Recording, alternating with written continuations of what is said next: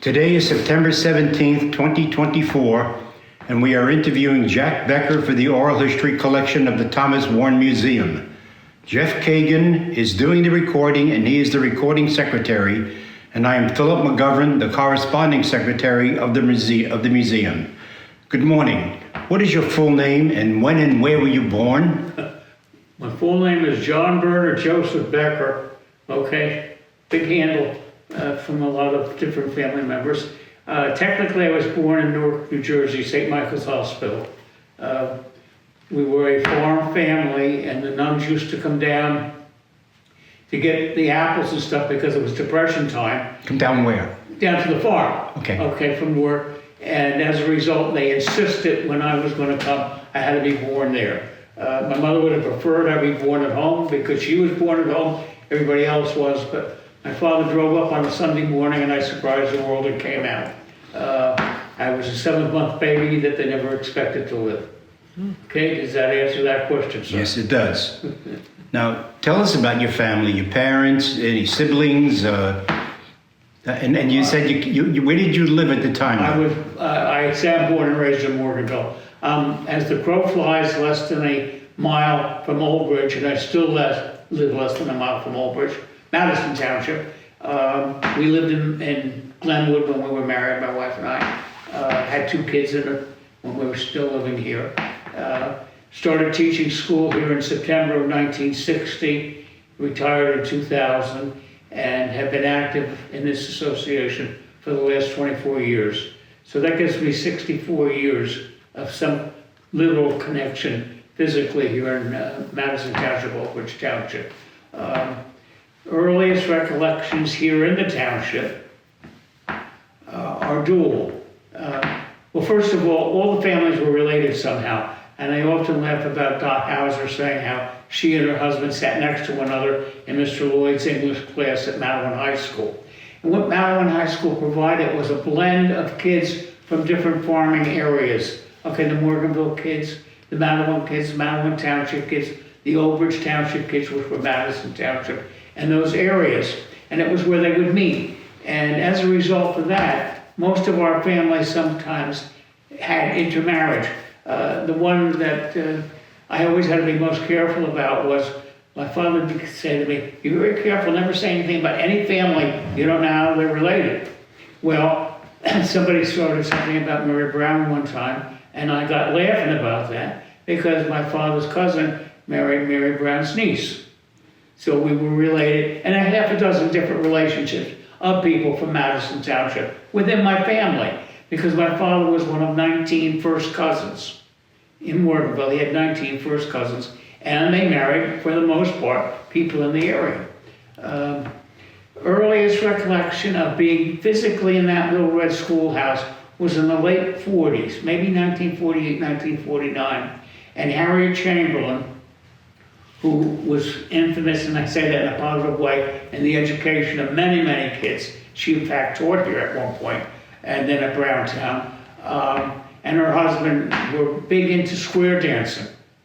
And when the school closed as being a school, it was cleaned out, and she taught square dancing there. Now there was no fee. Families were invited to come, and we learned square dancing there. And then when the class got too big, we moved to Madeline High School to the gym. But that would be when I was just a young kid. Now, what year were you born?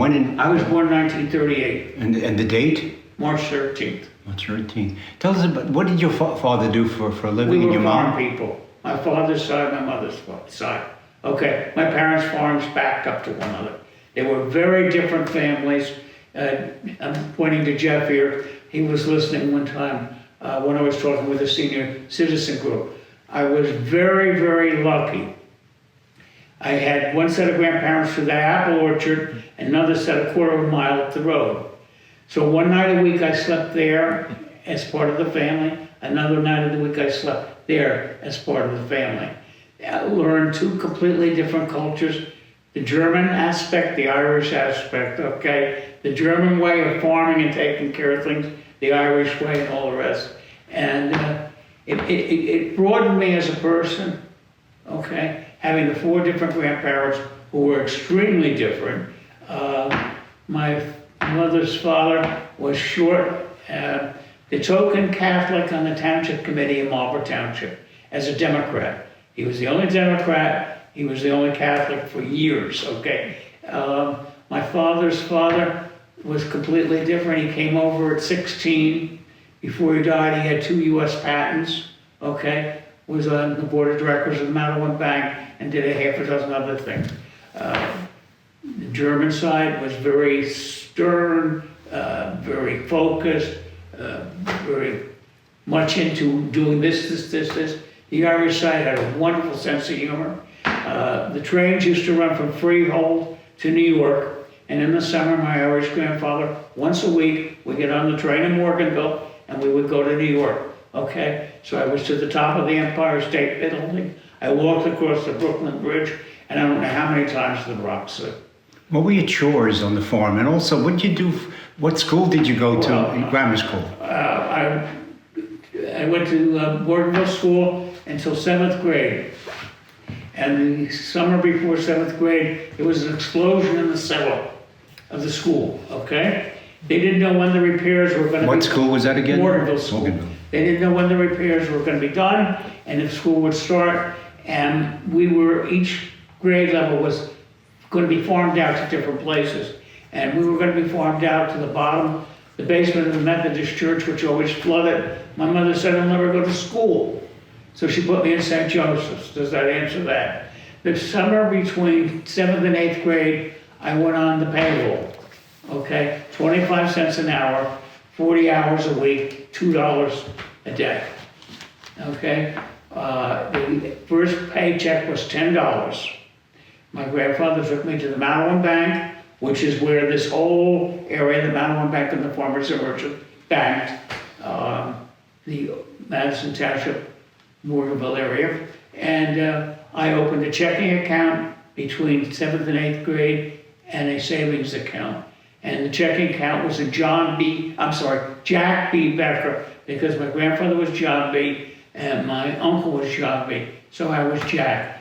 And I kept that one until I got married, I guess, and the bank merged. Then I opened up in Browntown, the Amboy Madison, the day the Amboy Madison, 1961, in the spring opened. We rode our bicycles, and I'll get to it after, because I was teaching school at 18, which is Shepherd. We all got on our bicycles to get the free pen and rode over to the Amboy Madison Browntown Shopping Center, and I then opened a checking account there. I've sidetracked, I apologize. Tell us about your siblings and also your friends growing up, and what were your hobbies, for example? What did you do for fun? Well, actually, I collected stamps and coins, okay? The stamps were free because you took them off of all postage envelopes. The coins were very limited. Pocket change, he built a penny collection. Just about everybody I knew had a penny collection. The friends were the kids that lived around you, okay? Peers, I guess is the word. But, and it was a mixed group. We had Afro-American friends, and because they lived there. It was a very mixed kind of group. And what about your siblings? What did they do? I have a brother and a sister. He lives in North Carolina. She lives in Maryland. And what did they do for a living? my sister never worked on the farm, and my brother then started on the farm about the same age I did. When you're ready to go into 7th or 8th grade, was time that you had to start working on the farm. What was your favorite subject in school? What was your favorite subject in History. school? Okay, I went on to get a degree in history. From where? At Jersey City State. Okay. And you became, what was your profession? Okay. I taught in, it was our graduation time. I didn't have a job, and Mr. Torrey and Dr. Sample from Madison Township came up to Jersey City State because they couldn't get teachers. And I saw the name, Madison Township. I went in for an interview. They put this map out, and they said, now we're going to explain where we're at. And I looked at the map, and I said, yes, I'm right here. I pointed to where I was, which there were no traffic lights, literally by showing Route 9. And they said, oh, and I didn't have elementary certification at the time. My certification was secondary, all social studies and all sciences. And Dr. Sample, who was the superintendent, said, oh, I want you to meet our future high school principal because he might be interested because of the secondary. They couldn't find people, especially in science. And I had a second interview, at which point, quote, we were going to open the high school the next year, okay, 1961, 62. You will be assigned to school 18, which is now Shepherd School, because the superintendent's office was there, and the high school principal working office was there. And I went and met Mr. Smeda, a great man who was the first principal of Madison Township High School. And he promised me without a question, when they were ready to have chemistry, I could come over and teach chemistry because I was certified. And they couldn't find anybody at the time. I had such a great time in the elementary, I didn't leave. Your kids were great, or how did you handle that? I'm sorry? Your children, you enjoyed teaching and... I loved it. That's why when the high school opened for 7th, 8th, 9th, and 10th, and then it would move up 1 year until it would be a full high school. And so it would be 2 years before I would have been there. And there was no way. I went and shook Mr. Schmidt's hand and said, thank you very much, but I'm not leaving here. I had the greatest time in the world. Take these kids out for 2 hours and play baseball after lunch, you know. I thoroughly enjoyed teaching, okay? I enjoyed every day of it. I was a classroom teacher, 4th, 5th, and 6th, and I was a curriculum resource teacher, which covered teaching all the grades in the school, okay? I was at Shaw then.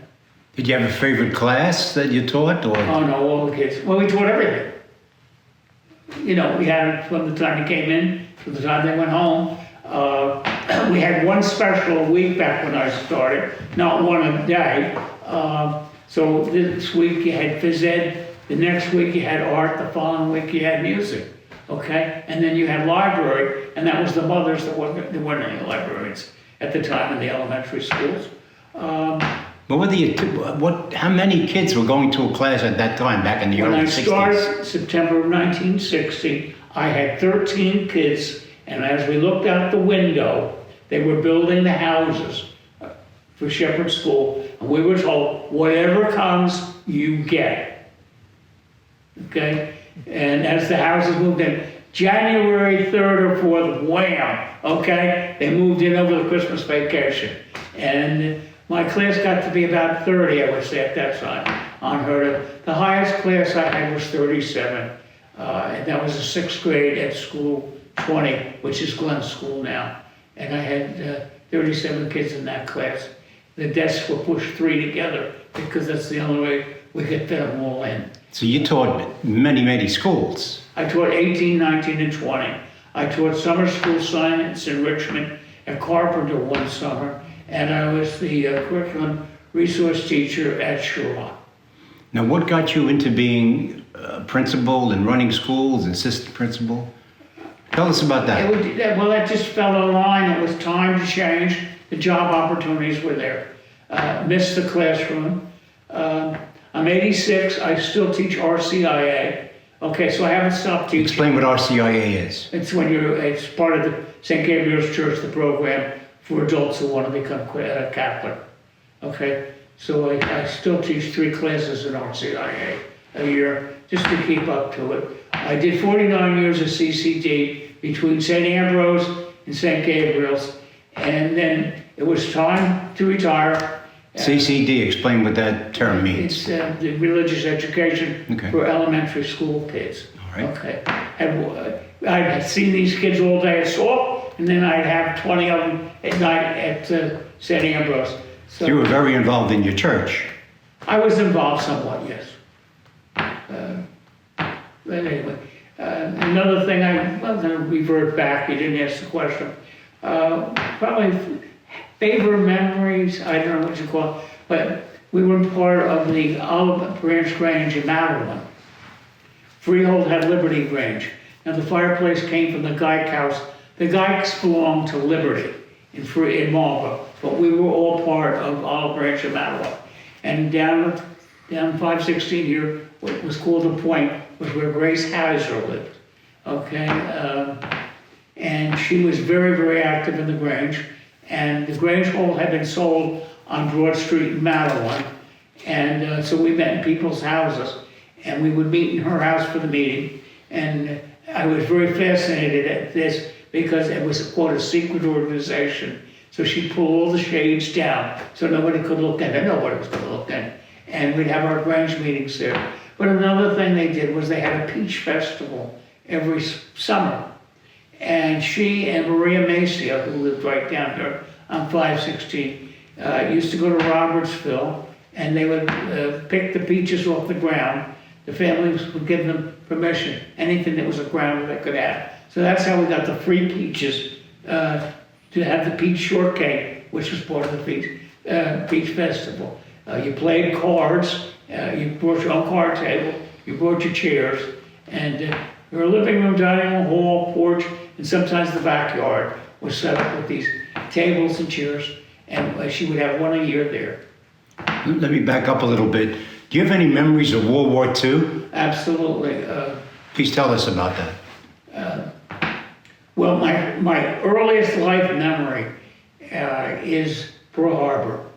I was only that high, but my cousin died on that day from natural causes, a young cousin, and my uncle was in the Army. He was at Fort Dix, right here in New Jersey. And my grandmother was extremely upset because of the fact that my uncle was in the Army, and most likely he would be drafted and have to go to Germany, was what she said. And then he'll get shot. He didn't get shot, but anyway, and he didn't go to Germany, in fact. But so that's my earliest memory of it. I am very vivid in terms of coupons and tokens, okay? We could have... Tell us about those. We could have, they were issued by the government. You went to the school, and the schools would be closed, and the teachers were in charge of giving you your coupons for gas, your coupons for meat, your tokens for shoes, okay? Because leather was a premium at the time, and several other things. And you had we only had one coupon a week for gas, and that was the gallon. So the gallon of gas would take you Friday night shopping, okay? And then most of these people here, if you were Catholic, went to St. Joseph's on Sunday. So it provided you transportation to St. Joseph, the 1 gallon. My Irish grandfather, God love him, used to take us to the ocean during the war. And the ocean was Lawrence Harbor, okay? He would take us in the truck, and we would go to Mass at St. Lawrence Church, and then we could go down and jump in the ocean. And when the crabs were there, okay, the horseshoe crabs, we would literally fill the truck up with the horseshoe crabs. You'd grab them and we'd throw them up to them because they were fed to the chickens. And we would come back, and they would turn them over this way, and the chickens would pull all the meat out of the horseshoe crabs. So it was saving on chicken food, okay? I can remember during the war, my grandmother buying bags of chicken food because there was patterns on the material, and she could make aprons out of things and all of that with the bags from the chicken food. Meat was at a premium. You had to have a coupon to buy meat. We were fortunate. Everybody had chickens. We were on the farm. So we had a chicken on Sunday. That was the big thing. But meat was a premium simply because you had to have the coupons to get it. Because of small population, how many stores were around, and how far did you have to go to get? Well, we had 3 general stores on Tenant Road in Warville. But Friday night was shopping night for farmers all over in Mattawa. Okay, and the Main Street Mattawa provided everything. We had food stores, we had Bell Beef, okay. We had Hostetter's, which would be a 5 and dime in your terms today. We had the Strand Movie Theater in Mattawa when I was a kid, okay. Cartan's was a general merchandise store for clothing. That's where you buy your shoes. pair of shoes was $5 and a coupon during the war. Okay? And the shoemaker had a lively business because you had to be very careful. Some of the soles were made out of pressed cardboard and they wouldn't last. So you took the shoes to the shoemaker and he would put real soles on them. Let me get to your personal life now. Were you married? Was I married? Yes. Yes. Now, how did you meet your wife? We taught together at School 20, Glen School. She was a teacher? She was a teacher, I was a teacher. We couldn't get teachers here at Old Bridge, okay. Madison Township at the time, but they would bring teachers down from Pennsylvania. There was no jobs, so to speak. She came from the Wyoming Valley, which was a coal mining area. And she taught, I taught, that's how we met. She went out with other people, I went out with other people, and then time came, and that's it. So, happily married, we made 50 years before she died. And 2 kids, 4 grandchildren. What were the names of your children? My daughter is Lisa Rose, my son's Jack Becker. Okay. And where are they now? Lisa lives in Massachusetts with a daughter and a son, and my son John is now in Tennessee with 2 daughters. Okay. He does come for Christmas. That's it.